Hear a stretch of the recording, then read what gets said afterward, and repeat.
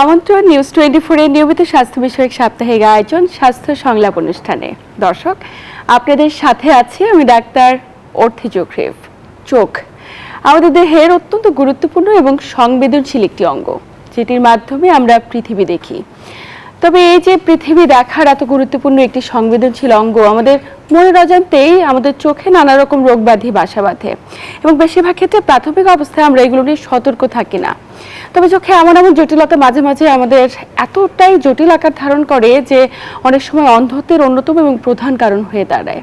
তবে আমরা চোখটিকে গুরুত্ব দেওয়া আসলে কতটুকু জরুরি? দর্শক, আজ আমরা কথা বলবো চোখে নানা রোগ ব্যাধি এবং তা প্রতিরোধে করণীয় বিষয়গুলো নিয়ে। এবং আলোচনা করবার জন্য স্টুডিওতে আমাদের সাথে উপস্থিত রয়েছেন একজন স্বনামধন্য বিশেষজ্ঞ চিকিৎসক।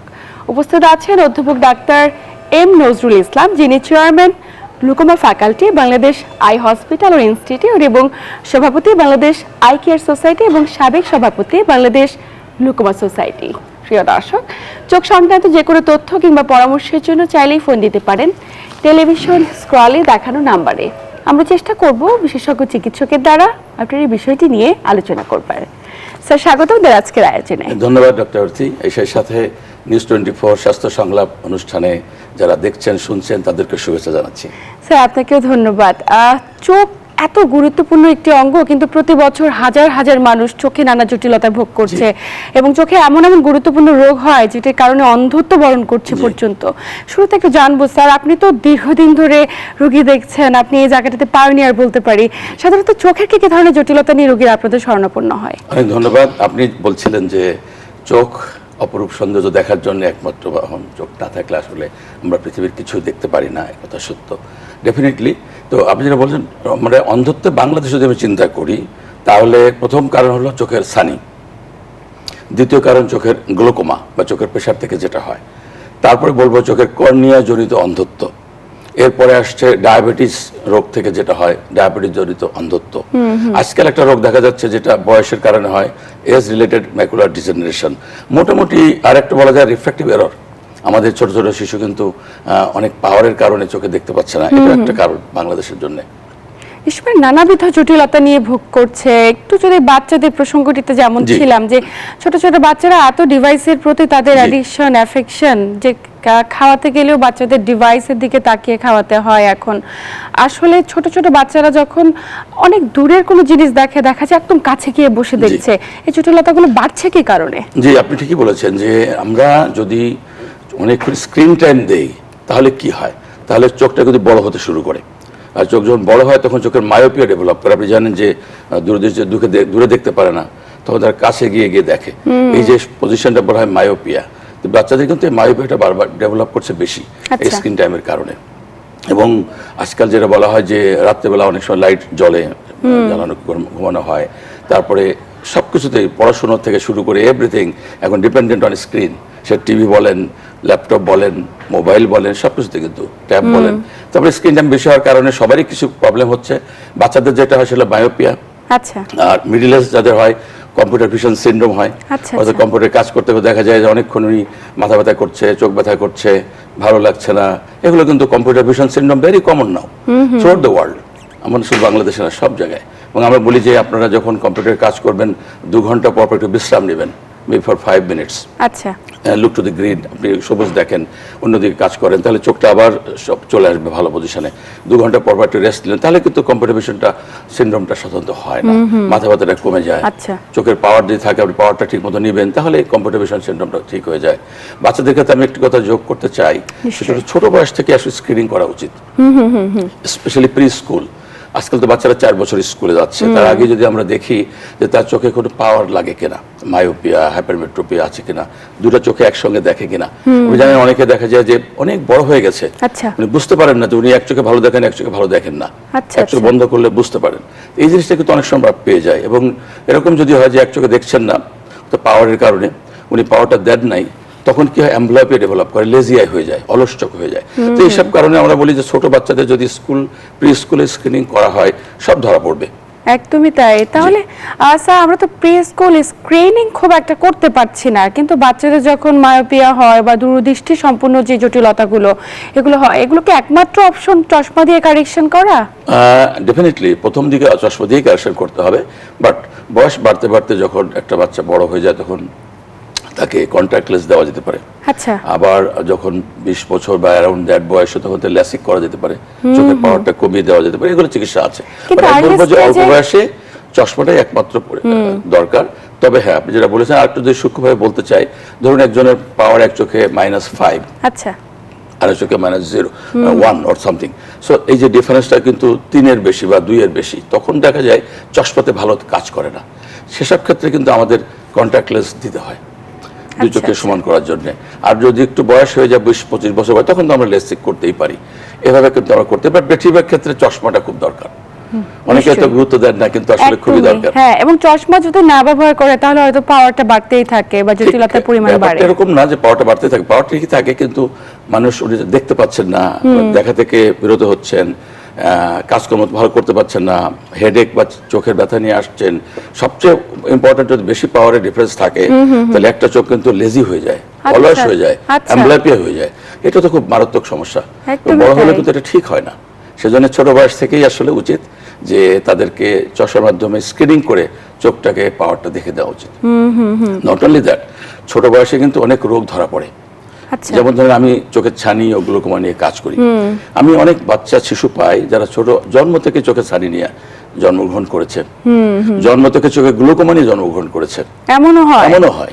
সুতরাং আপনি যদি খুব ছোট বয়সে এদেরকে ডায়াগনোসিস করতে পারেন তাহলে কিন্তু এই বাচ্চারা সারা জীবনে ভালো হয়ে যাবে। একদমই তাই। কিন্তু স্যার আপনি তো ছানির কথা বলছিলেন, কিন্তু আমাদের বাংলাদেশের প্রেক্ষাপটে আমরা মনে করে থাকি যে ছানি কেবলমাত্র বয়োজ্যেষ্ঠ ব্যক্তিরই হয়, কিন্তু এই যে ধারণাটি একদম সম্পূর্ণ বদলে গেল আপনি তথ্যের মাধ্যমে। স্যার একটু জানবো যে আসলে ছানি পড়ার কি সুনির্দিষ্ট কোনো কারণ রয়েছে? সাধারণত যেটা আপনি বলছিলেন, সাধারণত বয়স 60 বছর তার বেশি হলে যে ছানিটা পড়ে আমরা বলি বয়স জড়িত ছানি, এজ রিলেটেড ক্যাটারাক্ট। বাট এটাও ঠিক যে আরো কিছু কারণের জন্য আগে ছানি হতে পারে। যেমন সবচেয়ে ইম্পর্টেন্ট বাংলাদেশে সারা দুনিয়াতে, সেটা ডায়াবেটিস। আচ্ছা। যাদের ডায়াবেটিস অনিয়ন্ত্রিত থাকে তাদের ছানি পড়ার সম্ভাবনা 6 গুণ বেশি, এবং বয়স যে কোনো বয়স হতে পারে। ধরুন একজনের বয়স 40 বছর, ওনার ডায়াবেটিস আছে, ওনার কিন্তু 40 বছর ছানি হয়ে যেতে পারে, ওনার 60 বছর 65 বছর লাগবে না। সুতরাং যে কোনো বয়সে হতে পারে, এটা মেটাবলিক একটা কারণ। আরেকটি কারণ বলবো চোখের ইনফেকশন, প্রদাহ। প্রদাহ হলে কি হয়, চোখের মেটাবলিজমে ডিফারেন্স হয়, তখন দেখা যায় তার আগে থেকে লেন্সটা ঘোলা হয়ে গেল বা ছানি পড়ে গেল, এটা হতে পারে। আরেকটি ইম্পর্টেন্ট কারণ হলো চোখের আঘাত, ট্রমা, রোড ট্রাফিক অ্যাক্সিডেন্ট হচ্ছে বা একটা ক্রিকেট খেলতে গিয়ে ব্যাডমিন্টন খেলতে গিয়ে আঘাত পেয়েছে, আঘাতজনিত ছানি বা আঘাতজনিত গ্লুকোমা যে কোনো বয়সে হতে পারে। মানে আঘাত থেকেও সেখানে ছানি পড়ে যায়, গ্লুকোমা হতে পারে। আচ্ছা আচ্ছা। যদি প্রেগন্যান্সির সময় মায়ের জ্বর থাকে, হাম জ্বর বলেন, মিজেলস বলেন, তাহলে কিন্তু বাচ্চার অনেক ধরনের জন্মগত প্রবলেম হতে পারে। তার মধ্যে একটি হলো ছানি, একটি হলো গ্লুকোমা, কর্নিয়া ডেভেলপমেন্টের সমস্যা, চোখের আরোপি যেটা আমরা বলি রেটিনোপ্যাথি, প্রিম্যাচুরিটি, এরকম নানাবিধ সমস্যা কিন্তু বাচ্চা বয়স থেকে হতে পারে। So screening in the children is very very important. একদমই তাই। স্যার ছানিতে একটু যেতে চাই, খুব গুরুত্বপূর্ণ যেহেতু আপনি নিয়ে কাজ করছেন। বয়োজ্যেষ্ঠ বাবারা যখন ছানিতে আক্রান্ত হয়ে যায়, সার্জারি একমাত্র অপশন, এবং বাংলাদেশের প্রত্যন্ত এলাকাগুলোতে এই ধরনের অপারেশনগুলো খুব সফলভাবে হচ্ছে এখন, যেটা আজকে থেকে হয়তো 20 বছর আগেও আমরা এরকম ভাবে চিন্তা করতে পারতাম না। স্যার একটু জানবো যে অপারেশনে কি একমাত্র মাধ্যম ছানি অপারেশনের, মানে ছানি বা চিকিৎসা? আপনি বলেছেন যে ছানি অপারেশনের চিকিৎসা অপারেশন, ট্রু, কিন্তু ছানি তো বিভিন্ন ভাগ আছে। প্রাথমিক পর্যায়ে যদি ছানি হয় তাহলে আমরা অনেক সময় চোখের চশমার পরিবর্তন করে উনি দেখতে পারেন, হয়তো 1 বছর বা 2 বছর উনি চালাতে পারবেন। কিন্তু একটা স্টেজে যখন যান, যখন ওনার ছানিটা অনেক বেশি, উনি নর্মাল কাজকর্ম করতে পারছেন না, তখনই আমরা অপারেশনে চলে যাই। এখন এই নর্মালের ভ্যারিয়েশন আছে। যেমন একজন পাইলট, উনি সামান্য কম দেখলে কিন্তু প্লেন চালাতে পারবেন না, কিন্তু একজন কৃষক উনি অনেক কম দেখলে উনি চলতে পারেন। সুতরাং ডিপেন্ড করে যে কাকে আমি দেখছি, কোন পেশেন্টকে আমি দেখছি। যদি দেখি যে উনি একজন গৃহিণী, হয়তো উনি একটু অনেকদিন পরে করলে চলে, কিন্তু খুব শিক্ষিত একজন লোক, ওনার সবসময় চোখের দরকার, তাকে একটু আর্লি স্টেজে অপারেশনটা করে দিতে হয়। সুতরাং আলটিমেটলি যেটা আপনি বললেন, চিকিৎসা হলো অপারেশন। এখন অপারেশনের বিভিন্ন রকম আছে। আচ্ছা, এই যে পদ্ধতিগুলো, এগুলো ডায়াগনোসিস করাটা আগে জরুরি, যে ছানি হয়েছে কিনা। নিশ্চয়ই কোনো বিশেষ কোনো পরীক্ষা রয়েছে যেটার মাধ্যমে আপনারা আগে দেখেন যে চোখের কন্ডিশন কি, ছানিটা কোন মাত্রায় রয়েছে। এবং স্যার কি কি ধরনের অপারেশন পদ্ধতি রয়েছে বাংলাদেশে? জি ধন্যবাদ। আমি আপনাদের আগে যে বলছিলেন যে ডায়াগনোসিস করবে স্লিট ল্যাম্প মাইক্রোস্কোপ, আমরা চোখের ডাক্তার একটা মেশিনের সামনে বসি, স্লিট ল্যাম্প, এখানে বসলেই কিন্তু আমরা দেখতে পারি তার চোখের লেন্সের কি পজিশন আছে। লেন্সটাই ঘোলা হলে তাকে আমরা সানি বলি। তো এই সানিটা আমরা দেখলেই বুঝতে পারি যে কোন গ্রেডে আছে। এটা গ্রেড 1, 2, 3, 4, 5 এরকম গ্রেডিং থাকে আর কি। তো আমরা বলি গ্রেড 2 থেকে 4 এর মধ্যেই সাধারণত অপারেশন করা উচিত। আচ্ছা, কিন্তু অনেকে হয়তো 1-এ আসেন, অনেকে 5-এ চলে গেছেন, এরকম হতে পারে। তো অপারেশন যেটা আপনি বলছিলেন সবচেয়ে গোল্ড স্ট্যান্ডার্ড হলো ফ্যাকো সার্জারি। আচ্ছা, ফ্যাকো ইমালসিফিকেশন, যেটা আমরা কি করি, আমরা চোখের পাশে একটা ছিদ্র করি, জাস্ট একটা ওপেনিং করি, এটা 2 মিলিমিটার মতো ছিদ্র করে নিডল প্রিক করি, করে চোখের ভেতরে নিডলটা যখন যায়, ফ্যাকো নিডল যখন যায় তখন এমালসিফিকেশন হয়। এটা এক ধরনের লেজারের সাহায্যে হচ্ছে ভেতরে, যে এখানে লেন্স যেটা আছে, আল্লাহ তাআলা যে লেন্সটা দিয়েছে, লেন্সটা প্রায় ধরেন 5/9 সাইজ, 9 মিলিমিটার 5 মিলিমিটার সাইজ। আমরা এই লেন্সটাকে প্রথমে 2 ভাগ করি এই মেশিনের সাহায্যে, তারপরে 4 ভাগ করি, 8 ভাগ করি, করে ছোট ছোট টুকরা করে করে এটা ইমালসিফিকেশন করে গলিয়ে ওই ছিদ্র দিয়ে বের করে নিয়ে আসি। আচ্ছা, তারপরে পরিষ্কার করার পরে আমরা ওই ছিদ্র দিয়ে একটা ফোল্ডেবল লেন্স চোখের ভেতরে ইমপ্ল্যান্ট করে দেই, ঠিক আল্লাহ তাআলা যেখানে লেন্সটা আমাদেরকে দিয়েছে ঠিক সেই জায়গায়, সেই একই জায়গায় ইমপ্ল্যান্ট করার পর আমরা চলে আসি। কোনো সেলাই লাগে না, সাধারণত আমরা কোনো ইনজেকশন দেই না, কোনো রক্তক্ষরণ নাই, অপারেশনের পরে কোনো ব্যান্ডেজও লাগছে না। সো এটা হলো গোল্ড স্ট্যান্ডার্ড বা আমরা ফ্যাকো সার্জারি, এটাই সবচেয়ে ভালো। যদি বলেন যে আরো ভালো আছে, সেটা লেজার ফ্যাকো, যেটা আমরা বাংলাদেশ আই হসপিটাল ধানমন্ডি ব্রাঞ্চে আছে আমাদের। সেটা হলো কি, লেজারের সাহায্যে কিছু স্টেপ আমরা করে দিই, যে স্টেপগুলো আমরা বললাম ফ্যাকোতে করা হচ্ছে, কিছু কিছু স্টেপ লেজার করে, তাতে হয় কি কাজটা আরো একটু বেটার হয়, একটু নিখুঁত হয়। বেশি ডিফারেন্স দেয়, বা difference is that little bit better than standard phaco. এটা আরেকটা আমি বলতে চাই যে বাংলাদেশে যেটা আপনি বলছিলেন যে বাংলাদেশ সব জায়গায় আজকাল অপারেশন হচ্ছে, সেটা কি mainly SICS, small incision cataract surgery. সেটা কি হয়, সেটা চোখের পাশে আমরা 6 মিলিমিটারের মতো একটা ওপেনিং করি, গ্রুপ করি, টানেল করি, টানেল করে আমরা চোখের ভিতরে প্রবেশ করে লেন্সটা পুরোটা একসঙ্গে বের করে নিয়ে আসি। বের করে আনার পরে আমরা আবার একটা লেন্স, যে কোনো একটা লেন্স আমরা চোখের ভিতরে ইমপ্ল্যান্ট করি। সেখানে সাধারণত এই সফট লেন্স না হলেও চলে, আমরা হার্ড লেন্স PMA লেন্স দিলেও চলে সেখানে। তো PMA লেন্স আমরা ইমপ্ল্যান্ট করি, সেখানে তো আমার ছোট ছিদ্র নাই, বড় ওপেনিং আছে, সুতরাং আমি যে কোনো লেন্স ইমপ্ল্যান্ট করতে পারি। সেটা বলা হয় PMMA লেন্স, হার্ড লেন্স। আচ্ছা আচ্ছা, সুবিধা হলো এটা যে গ্রামে-গঞ্জে যেখানে খরচটা একটা ব্যাপার আছে, সেখানে কিন্তু অত্যন্ত কম খরচে কোনো ফ্যাকো মেশিন ছাড়াই এই অপারেশনটা করা যায়। এই জন্য এটা অবশ্যই বাংলাদেশের জন্য খুবই যুগোপযোগী একটি operation. But definitely phaco surgery, laser কাটার surgery is the most important, most অত্যাধুনিক পদ্ধতি। এবং এই অত্যাধুনিক পদ্ধতিগুলো আমাদের দেশে হচ্ছে এবং আপনারা সেটিকে করছেন, এবং আমরা আন্তরিকভাবে কৃতজ্ঞ আসলে এত চমৎকারভাবে ছোট্ট একটি ছিদ্রের মাধ্যমে এত বড় একটি অপারেশন। স্যার, জানবো যে এই অপারেশনগুলোকে কোনো পার্শ্ব প্রতিক্রিয়া রয়েছে? যে অনেকে তো ভয় পায়, কারণ চোখ খুব সেনসিটিভ। জি, যে কোনো অপারেশনেরই তো একটা সাকসেস রেট আছে, সুতরাং ক্যাটারাক্ট সার্জারিতে নাই তা বলবো না। তবে যদি যথাসময়ে আসেন আমাদের মতো এক্সপেরিয়েন্স সাথে কাছে, তাহলে আমি বলবো 99.9% ক্ষেত্রে সাকসেস, তেমন কিছু নাই। কিন্তু যেটা আমি বলছিলাম যে গ্রেড 2 থেকে 4 পর্যন্ত আমরা অপারেশনটা করছি, কিন্তু অনেক পেশেন্ট আমরা পাচ্ছি যারা গ্রেড 6-এ আসছে, 7-এ আসছেন, শাড়িটা এমন পেকে গেছে যে পাথরের মতো হয়ে গেছে। তখন হয়তো দেখা যায় তার শাড়িটা করতে গেলে অনেক সমস্যা হতে পারে, পার্শ্ব প্রতিক্রিয়া হতে পারে, কমপ্লিকেশন হতে পারে। তো আমরা সবসময় অনুরোধ করি আমাদের সম্মানিত রোগীদেরকে যে আপনারা যদি আধুনিক পদ্ধতিতে অপারেশন করতে চান, ফ্যাকো সার্জারি করতে চান, তাহলে এতটা পাকাবেন না, আপনারা আগেই চলে আসবেন, এটা আমরা বলি। তো এখন অনেকে সচেতন হয়ে গেছেন। আমি মনে করি, আমি ধন্যবাদ দিই আমাদের রোগীদেরকে, যারা অনেকেই বলেন স্যার আমার সাইডে বেশি পেকে যায়নি। তো আমরা বলি না, আপনি ঠিক আছেন, আপনার এখনো অপারেশন করা যাবে। তো এটা যদি কেউ সঠিক সময়, সাধারণত বলতে গেলে তেমন কোনো পার্শ্ব প্রতিক্রিয়া নেই। তবে হ্যাঁ, যে কোনো অপারেশন তো ইনফেকশন হতে পারে, তো এগুলো খুবই কম। আমরা বাংলাদেশ হাসপাতালে গত অনেক বছর যাবত তেমন কোনো ইনফেকশন পাই না। অর্থাৎ ইনফেকশন না হয় তার জন্য আমাদের অনেক ব্যবস্থা নিতে হয়। যেমন একটা ওটিতে আমরা নিশ্চিদ্র নিরাপত্তা থাকতে হবে, একটা হেপা ফিল্টারের মাধ্যমে বাতাসটা ঢুকবে, কোনো অর্গানিজম আসতে পারবে না, ভেতর অনেক কিছু আমাদের নিয়ন্ত্রণ করতে হয়। আমরা যে অটোক্লেভটা করছি প্লাজমা প্রসেস দিয়ে, একটা আধুনিকভাবে অটোক্লেভ করছি, এই জিনিসটা সব জায়গায় হয়তো নাই, কিন্তু এগুলো করলে দেখা যায় যে কমপ্লিকেশন চান্সটা, বিশেষ করে ইনফেকশনটা অনেক কমে যায়। এরপরে যে কমপ্লিকেশনটা কিছু কিছু হবে না তা বলবো না, এগুলো ম্যানেজ করা যায়, যেগুলো আমরা আজকাল শিখেছি যে একটা গাড়ি চলতে গেলে যেমন অনেক কিছু হতে পারে, but good driver know how to correct it. So একজন সার্জনও ভালো জানবেন, একজন ভালো সার্জন উনি যে কোনো সমস্যা উনি সেটাকে মানিয়ে নিতে পারবেন, ম্যানেজ করতে পারবেন।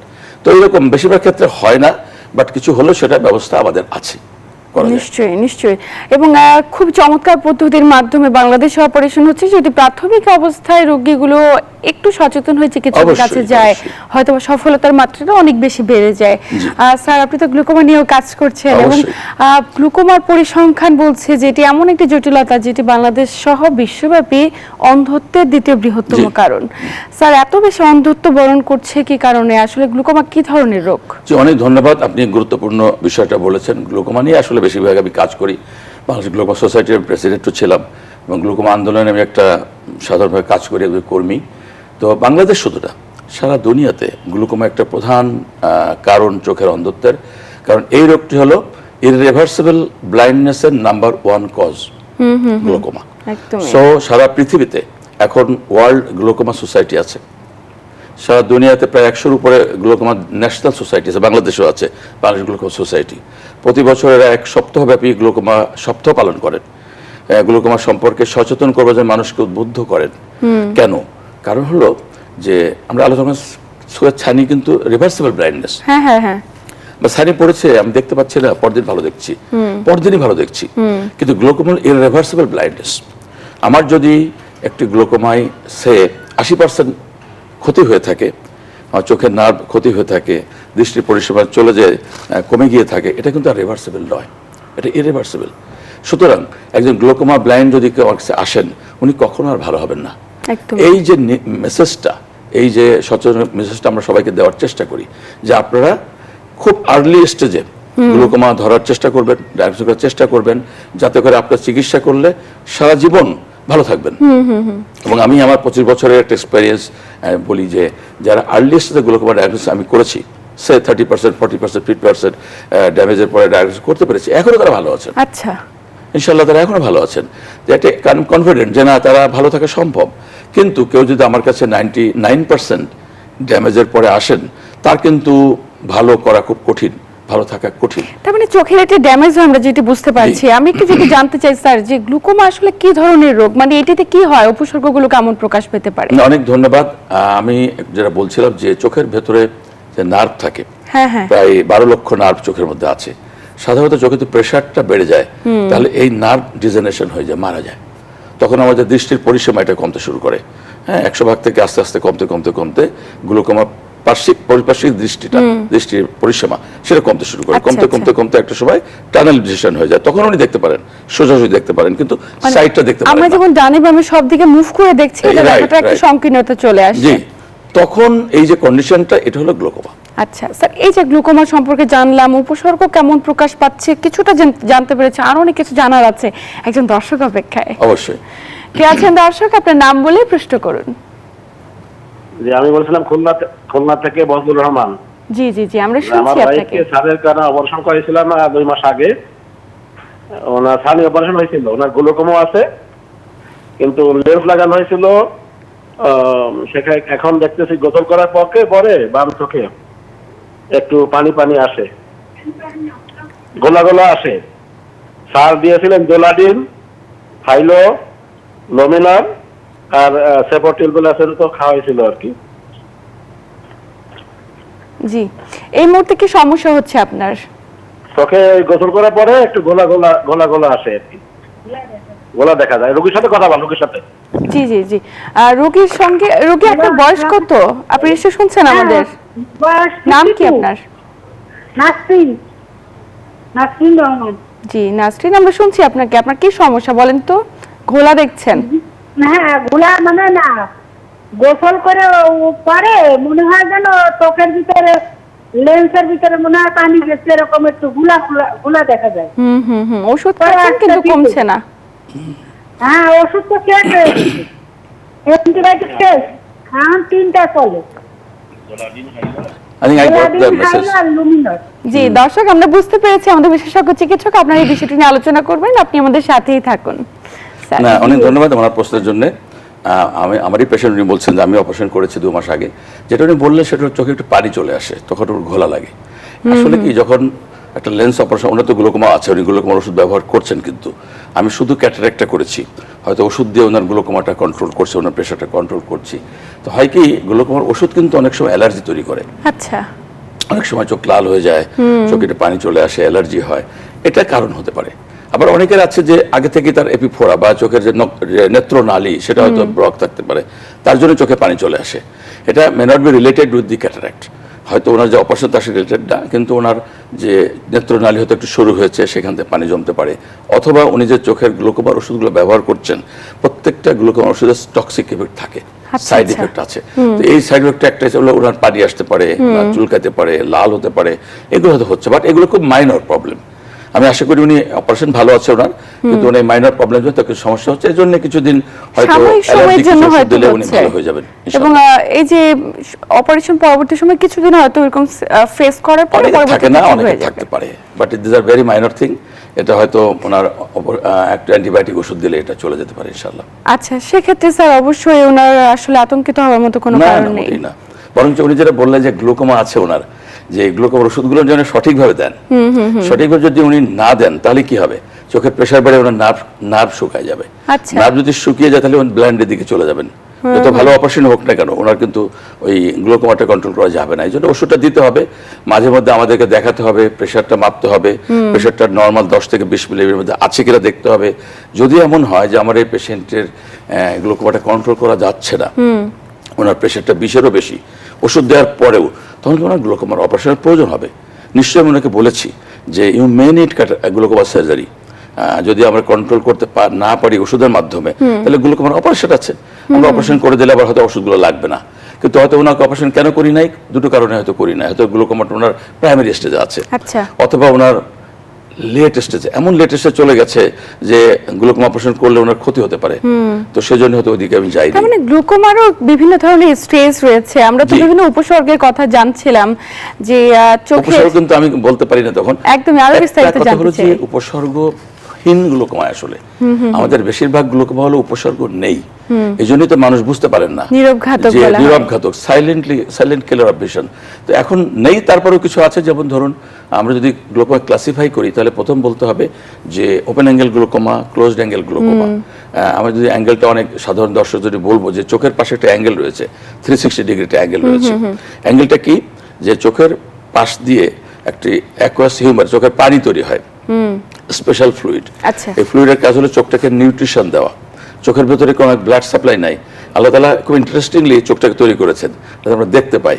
যেমন ধরুন চোখের কর্নিয়া, লেন্স, ভিট্রিয়াস, এর ব্লাড সাপ্লাই নেই, কারণ ব্লাড সাপ্লাই আমরা দেখতে পারতাম না, তোমরা ট্রান্সফার হতো না। তো এদের নিউট্রিশনের জন্য একটা ফ্লুইড আসে চোখে, সেটা বলা হয় অ্যাকুয়াস হিউমার, চোখের পাশ থেকে তৈরি হয়। আবার এই ফ্লুইডটা চোখের নিউট্রিশনটা দেওয়ার পরে আবার চোখ থেকে কোণ থেকে বেরিয়ে যায়। এই যে কোণটা কথাটা বললাম বা অ্যাঙ্গেল, এই অ্যাঙ্গেলটা অনেক সময় ওপেন থাকে, বেশিরভাগ ক্ষেত্রে আমরা বলছি ওপেন থাকলে যদি গ্লুকোমা, তাহলে বলছে কি ওপেন অ্যাঙ্গেল গ্লুকোমা। আর কোণটা যদি ন্যারো থাকে আমরা হচ্ছে ন্যারো অ্যাঙ্গেল গ্লুকোমা বা ক্লোজড অ্যাঙ্গেল গ্লুকোমা। তো এখন এই ওপেন অ্যাঙ্গেল গ্লুকোমা সাধারণত সিমটম থাকে না সাধারণত, বাট অনেক সময় আমাদের কাছে আসেন পেশেন্ট, বলেন যে আমার একটু হালকা মাথা ব্যথা করছে, পড়তে গেলে মাথা ব্যথা করে বা সেলাই করতে গেলে মাথা ব্যথা করে। অনেক সময় বলেন যে আমি তো আগে চশমা বছরে একবার পাল্টাইতাম, এখন দেখছি প্রতি মাসে মাসে আমার চশমা পাল্টাতে হচ্ছে। এই যে উপসর্গগুলো নিশ্চয়ই মানে অ্যাকর্ডিং টু ক্লাসিফিকেশন এটা ভ্যারিয়েশন আসে এবং রোগী ভেদেও। স্যার আমরা আরো বিস্তারিত জানবো, কিন্তু সময় হচ্ছে একটি ছোট্ট বিরতি নেব। প্রিয় দর্শক, নিউজ 24 এর নিয়মিত স্বাস্থ্য বিষয়ক সাপ্তাহিক আয়োজন স্বাস্থ্য সংলাপ অনুষ্ঠান থেকে নিচ্ছি ছোট্ট একটি বিরতি, সাথেই থাকুন। দর্শক, বিরতির পর আবারও সবাইকে স্বাগত জানাচ্ছি নিউজ 24 এর নিয়মিত স্বাস্থ্য বিষয়ক সাপ্তাহিক আয়োজন স্বাস্থ্য সংলাপ অনুষ্ঠানে। আপনাদের সাথে আছি আমি ডাক্তার অর্থি জোখরিফ এবং আমার সাথে আছেন একজন বিশেষজ্ঞ চিকিৎসক।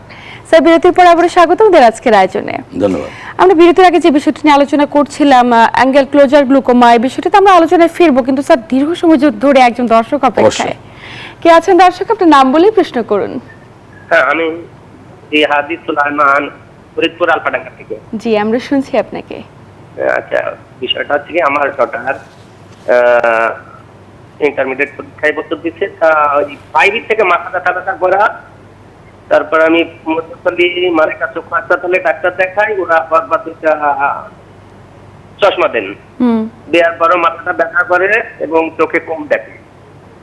এরপরে ফরিদপুর আনোয়ারা হামিদা হাসপাতালে ডাক্তার মহসিন আলী স্যারকে দেখাই, দেখানোর পর উনি রেফার করলো ধানমন্ডি রাশেদ আলম স্যারকে, দেখানোর পর উনি একটা পরীক্ষা দেওয়ার পর বলে যে করা কেনা টট নাকি কোনো এই ধরনের একটা রোগের কথা বলছে, বুঝছেন স্যার। বলার পর বলছে যে মনির পর্দা পাতলা হয়ে যাচ্ছে, পাশাপাশি মনিটা বাঁকা হয়ে যাচ্ছে। এখন আমাদের করণীয় কি? করণীয় কি এই মুহূর্তে এই সমস্যাটির জন্য? স্যার আপনি কি কিছু প্রশ্ন করতে চান কিনা? কথাটা ভালো বুঝতে পারি নাই যে ওনার চোখের মনি বেঁকে যাচ্ছে হয়তো বা এমন কোনো কমপ্লেন যে উনি বাবা মনি বাঁকা হয়ে যাচ্ছে বা মনি ক্ষয় হয়ে যাচ্ছে পর্দাটা। জি, মানে আপনার তো মনি বেঁকে যাচ্ছে, এটা চিকিৎসক পরামর্শ দিয়েছেন, কোনো স্পেসিফিক ডিজিজের কথা বলেছেন? ডিজিজের নাম? স্কুইন্ট বলেছে কেন? স্কুইন্ট জি জি স্কুইন্ট বলেছেন নাকি? স্কুইন্ট না, বলছে কেরাকোনাটাস নাকি এই জাতীয় রোগের কথা বলছে। জি জি জি জি, দর্শক আপনাকে ধন্যবাদ, আপনি আমাদের সাথেই থাকুন, আলোচনা করছি।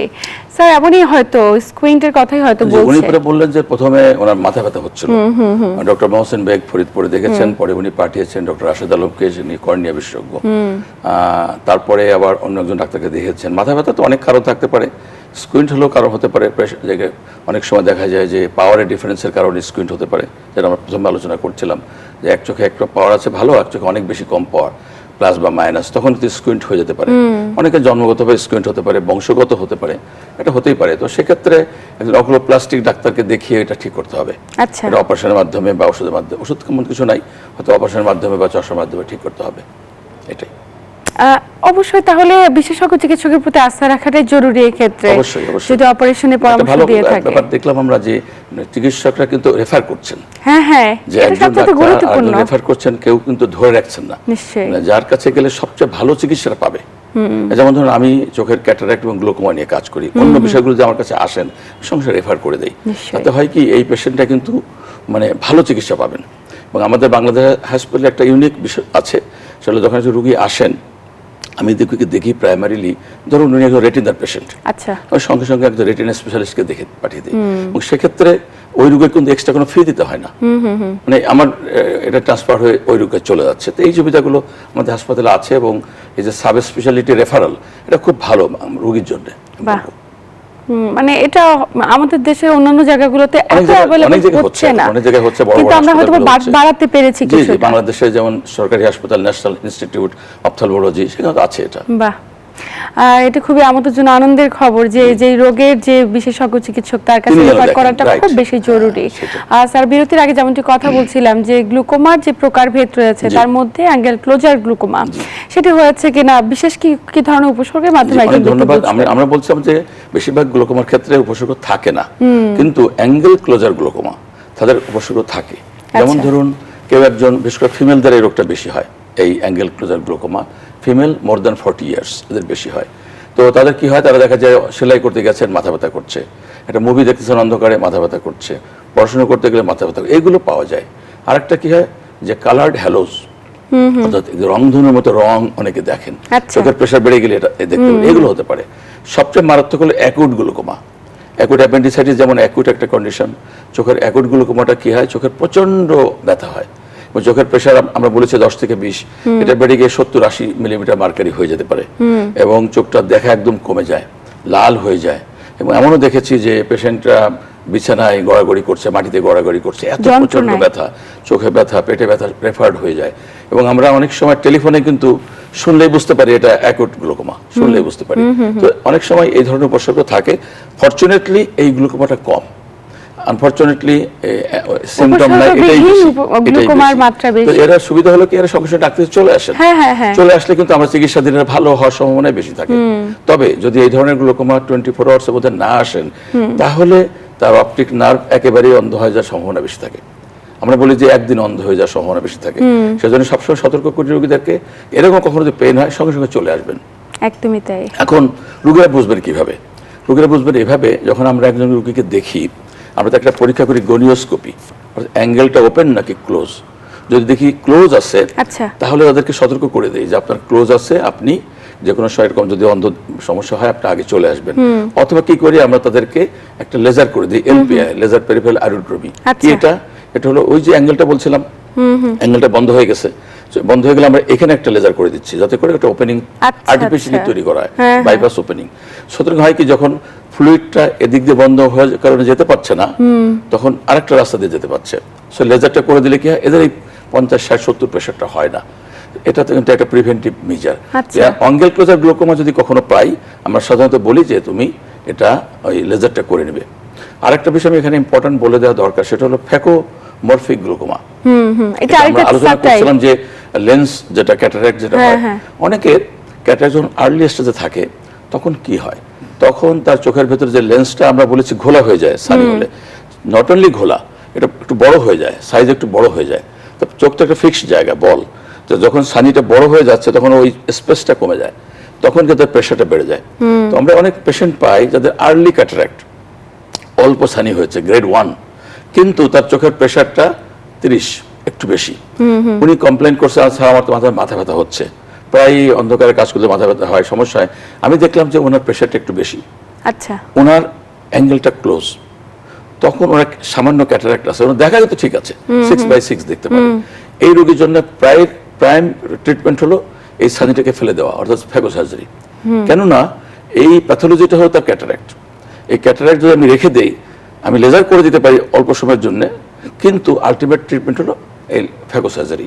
এই ক্যাটারাক্ট যদি চলে যায় এবং আমরা যদি একটা আর্টিফিশিয়াল লেন্স, যেটা খুব পাতলা লেন্স ইমপ্ল্যান্ট করতে পারি, তাহলে স্পেস বেড়ে যাবে, তখন আর গ্লুকোমা চিরতরে ভালো হয়ে যাবে। আচ্ছা, সুতরাং আমরা বলি যে আপনার এই ক্যাটারাক্টটা অনেক সময় রোগীদেরকে কাউন্সেলিং করতে হয়, দেখুন আপনার তো ভালো দেখেন, আপনি ক্যাটারাক্ট খুব বেশি না, কিন্তু কেন আমি করতে চাচ্ছি এই জন্য যদি আপনি না করেন তাহলে আপনার ফ্যাকোমরফিক অ্যাকুট গ্লুকোমা হতে পারে, যেটা আমরা আলোচনা করছিলাম। আপনি বাসায় চলে গেলেন, গিয়ে দেখলেন যে আপনার এই সামান্য ক্যাটারাক্ট থেকে আপনার চোখের প্রেশার 50-60 হয়ে গেল, আপনি একদিনের মধ্যে ডাক্তার পর্যন্ত আসতে পারলেন না, 3 দিন পরে আসলেন, ওই চোখ কিন্তু অন্ধ হয়ে গেল।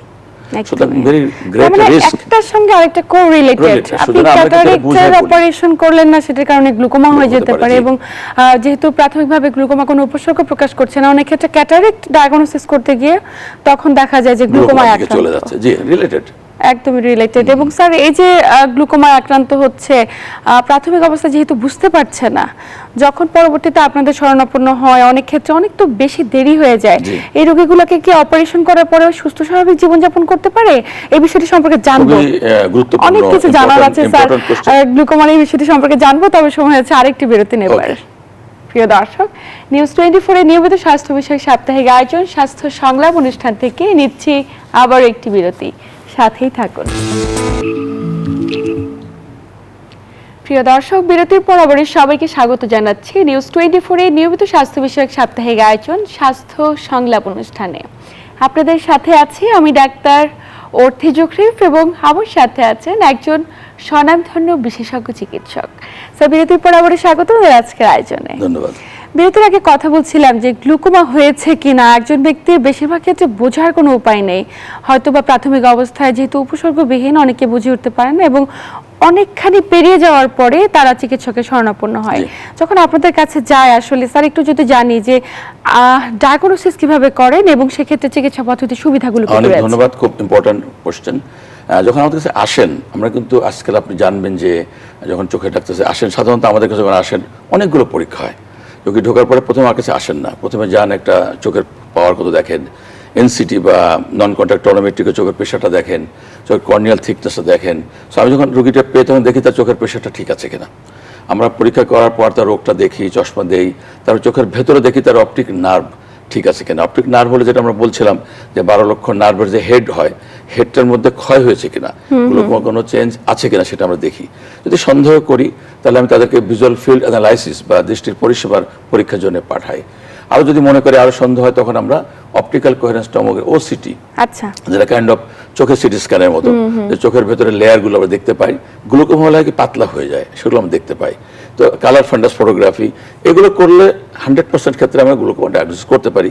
গনিওস্কোপি করে দেখি তার অ্যাঙ্গেলটা ওপেন আছে না, সব কিছু করার পরে আমরা এক্স্যাক্টলি কোন ধরনের গ্লুকোমা, প্রাইমারি না সেকেন্ডারি, অ্যাঙ্গেল ওপেন, সব কিছু আমরা বলে দিতে পারি এবং রোগীকে আমরা তখন চিকিৎসার জন্য বলে দিতে পারি। যেটা বলছিলেন যে হ্যাঁ, আনফর্চুনেটলি আমাদের দেশে মানুষ বুঝতে পারেন না, তো তখন আমাদের কাছে যখন আসেন তখন লেটের সাথে চলে আসেন। আচ্ছা আচ্ছা। আমি একজন সুশিক্ষিত একজন মানুষ, বাংলাদেশের ভিআইপি, উনি একদিন আসছে আমার কাছে, বলেন যে আমি তো এই চোখে দেখতে পাচ্ছি না। আমি দেখলাম তার চোখে 99% ড্যামেজ। আচ্ছা। তো বললাম দেখেন, আপনি একজন শিক্ষিত মানুষ, আপনার যদি এই অবস্থা হয় তাহলে একজন গ্রামের মানুষের অবস্থা কি? অর্থাৎ মানুষ সচেতন না বেশিরভাগ ক্ষেত্রে আমাদের দেশের মানুষ, সেজন্যই আসলে সচেতন না হওয়ার কারণে লেট এসে চলে আসে। কিন্তু আমরা যে একটা কথাটা বলি সবসময়, যে আপনার বয়স যদি 35-40 হয়ে থাকে, আপনি যখন ডাক্তারকে যাবেন এটা চশমার জন্য, যে নিকটে দেখার জন্য, তখন ডাক্তারকে বলবেন যে ডাক্তার সাহেব আমার গ্লুকোমা আছে কিনা, ছানি আছে কিনা, বা চোখের অন্য কোনো সমস্যা আছে কিনা দেখে নেবেন, জেনে নেবেন। এই বিষয়গুলো ডায়াগনোসিস করার জন্য আসলে স্ক্রিনিং করাটা কতটুকু জরুরি? স্ক্রিনিং তো আমরা প্রতি বছর যখন গ্লুকোমা বলছিলাম সপ্তাহে সবসময় করি। তাছাড়া রোগী যখন আসেন অটোমেটিক্যালি আমরা দেখে দেই তার গ্লুকোমা আছে কিনা। রোগী আমাকে জানতে চাক বা না চাক, ইট ইজ মাই রেসপন্সিবিলিটি একদমই তাই, টু ডায়াগনোজ যে তার কিছু আছে কিনা। কিন্তু স্যার সাধারণত রোগীরাই তো চিকিৎসকদের কাছে যেতে চায় না, কোনো সমস্যা হলে দেখা যায়। আমাদের দেশে তো এরকম কোনো ইয়ে নাই যে যেতেই হবে। অনেক দেশে আছে চাকরির জন্য অনেক জায়গায় রেগুলার ইয়ারলি চেকআপ লাগে, আমাদের দেশে তো তা হচ্ছে না। যে কারণে আমাদের রোগীরা অতটা কনসিয়াস না হলে আসতে চান না। ফরচুনেটলি এখন অনেকে আসেন, বাট অনেকে আসতে চান না, এই জন্য অনেক সময় লেট করে ফেলেন। আর লেট অনেকে ধরা পড়লে সারা জীবন ভালো থাকবেন, কিন্তু কেউ যদি আমার কাছে 99% ড্যামেজের পরে আসেন, তাহলে তো তার চিকিৎসা ওই 1% ভালো রাখার জন্য করতে হবে অনলি। আচ্ছা স্যার, আর্লি স্টেজে যদি আসে সেক্ষেত্রে অপারেশনের মাধ্যমে কি সুস্থ জীবনযাপন করতে পারে? অপারেশনও লাগে না। চোখের যে আমরা যদি বলি যে চিকিৎসা হলো চোখের ড্রপস, লেজার ট্রিটমেন্ট, সার্জারি। আচ্ছা। সো আমরা যদি প্রাথমিক স্টেজে আসেন, তাহলে একটা গ্লুকোমা ওষুধ দিয়ে ওনার প্রেশারটা কন্ট্রোল থাকলে উনি ভালো থাকবেন। বা অনেকে আছেন যদি ওপেন অ্যাঙ্গেল গ্লুকোমা হয়, আমরা একটা লেজার করি, তার আমার এসএলটি, সিলেক্টিভ লেজার ট্যাবিকুলোপ্লাস্টি। এই লেজারটা করলে কি হবে, চোখের ভিতরে ফিজিওলজিক্যাল চেঞ্জ হবে, তখন তার চোখের প্রেশারটা কমে যাবে। এবং সবচেয়ে সুবিধা হলো এই লেজারের কোনো সাইড এফেক্ট নাই, নন ইনভেসিভ, এবং এর স্থায়িত্ব থাকে 2 বছর। ধরুন আপনার কারো গ্লুকোমা হয়েছে, লেজারটা করে দিলাম, 2 বছর আর কোনো চিকিৎসা তার লাগবে না, এবং কোয়ালিটি অফ লাইফ খুব ভালো থাকে। এটা বাংলাদেশে আছে, অনেক জায়গায় এখন করছি আমরা, গত 10-12 বছর ধরে বাংলাদেশ হাসপাতালে করছি। সুতরাং লেজার করতে পারেন। লাস্টলি যেটা সার্জারি, এটা আমরা করি কখন, যখন দেখি যে একজন প্রেশার আমরা কমাতে পারছে না ওষুধের মাধ্যমে, লেজারের মাধ্যমে, ওনার গ্লুকোমার ফিল্ডটা কমে যাচ্ছে আস্তে আস্তে, তখন সার্জারিতে যায়। আর সার্জারি অনেক রকম, এখন যেটা ওল্ড সার্জারি, নিউ সার্জারি সবই আমাদের দেশে হচ্ছে। প্রত্যেকটা সার্জারির ব্যবস্থা আমাদের দেশে রয়েছে এবং বিশেষজ্ঞ চিকিৎসকের সেটি করছে। বলি আপনাকে বিদেশে যাওয়ার কোনো প্রয়োজন নাই, কারণ আমাদের সব ধরনের সার্জারি আছে। নিশ্চয়ই স্যার, একদম শেষ প্রান্তে আপনার কাছে জানবো যে এই যে এত ব্যক্তি অন্ধত্ব বরণ করছে, গ্লুকোমা কিংবা ক্যাটারাক্টের মতো জটিলতা নিয়ে ভোগ করছে, আপনি তো একজন পায়োনিয়ার সার্জন, এদের উদ্দেশ্যে আপনার পরামর্শ কি থাকবে, কিভাবে তারা সুস্থ স্বাভাবিক জীবনযাপন করতে পারে? আমি একটি কথাই সবসময় দর্শকদের বলতে চাই যে চোখ ঠিক রাখার জন্য আপনাকে সচেতন হতে হবে। যেমন ধরুন আপনি ছোট বয়স থেকে স্ক্রিনিং বলেছি আমরা, যখন বয়স 35-40 বছর তখন আপনি দেখবেন কয়েকটা বিষয় খেয়াল রাখতে হবে। তার চোখের ছানি পড়ছে কিনা, চোখে গ্লুকোমা আছে কিনা, তার চোখের ডায়াবেটিসে কোনো চেঞ্জ আছে কিনা। আপনি জানেন যে ডায়াবেটিস থেকে কিন্তু অনেকের চোখের রক্তক্ষরণ হয়, রক্তক্ষরণ হয়ে একটা গ্লুকোমা, তার নাম হলো neovascular glaucoma, very bad kind of glaucoma, যে চিকিৎসা করা খুব কঠিন। সুতরাং এগুলো হচ্ছে, এগুলো দেখতে হবে। যদি থাকে, যে অবস্থায় থাকুক না কেন, নিশ্চয়ই আপনার চোখের ডাক্তার আপনাকে সেই পরামর্শ থাকলে ভালো থাকতে পারেন। সুতরাং আমি একটাই পরামর্শ দেবো, সচেতন হতে হবে। নিশ্চয়ই সানির জন্য হোক, গ্লুকোমার জন্য হোক, ডায়াবেটিক রেটিনোপ্যাথির জন্যই হোক না কেন, আপনি যদি সচেতন থাকেন তাহলে পরে নিশ্চয়ই আপনি ভালো থাকতে পারবেন। আর খাবার দাবার বিষয় তো আমরা জানি যে সবুজ শাকসবজি খেতে হবে, হলুদ ফলমূল খেতে হবে, চোখ সাধারণত ভালো থাকে। নিশ্চয়ই। এবং এই খাদ্যাভ্যাসের পাশাপাশি আমাদের যে জীবনযাত্রার মানে আসলে কোনো পরিবর্তন করার পরামর্শ থাকবে? অবশ্যই। আমরা যেমন সবসময় বলে থাকি জাঙ্ক ফুড খাবেন না, রেগুলার এক্সারসাইজটা করবেন, তাহলে আপনার as a whole general health ভালো থাকবে, নট অনলি আই হেলথ, সবকিছু ভালো থাকবে। আমরা সকলের প্রতি শুভেচ্ছা থাকলো এবং জানাতে চাই যে আপনারা সচেতন থাকুন, ইনশাআল্লাহ আপনারা ভালো থাকবেন। নিশ্চয়ই। এবং এই যে ছোট ছোট বাচ্চারা বিভিন্ন ধরনের ডিজিজ সাফার করছে, শুধুমাত্র একদমই বাবা মায়ের অসচেতনতা বা সচেতনতার অভাবে তারা বাচ্চাদেরকে ডিভাইস দিয়ে খাওয়াচ্ছে, এবং আমরা শুরুই করেছিলাম এই বিষয়টি নিয়ে। এই জায়গাটাতে প্রত্যেকটা অভিভাবককে আসলে সচেতন থাকা প্রয়োজন, তাহলে হয়তো বা ছোট ছোট বাচ্চাগুলো জটিলতা থেকে কিছুটা ভালো থাকবে। স্যার, একদম শেষ প্রান্তে আপনাকে আন্তরিক ধন্যবাদ গুরুত্বপূর্ণ তথ্য এবং পরামর্শের মাধ্যমে দর্শকদের উপকৃত করবার জন্য। আপনাকে ধন্যবাদ। নিউজ 24 স্বাস্থ্য সংলাপ যারা শুনলেন দেখলেন তাদেরকে ধন্যবাদ জানাচ্ছি। প্রিয় দর্শক, এই ছিল আমাদের আজকের আয়োজন। আসুন নিজের চোখটিকে সুরক্ষিত রাখবার জন্য আমরা নিজেরাই একটুখানি সচেতন হই। বছর অন্তর একবার একটুখানি স্ক্রিনিং করে এবং বিশেষজ্ঞ চিকিৎসকের শরণাপন্ন হয়ে চোখটিকে দেখাই কোনো জটিলতা আপনি ভোগ করছেন কিনা। এতক্ষণ সাথে থাকার জন্য সবাইকে আন্তরিক ধন্যবাদ। সবাই ভালো থাকুন, সুস্থ থাকুন এবং নিউজ 24 এর সাথেই থাকুন।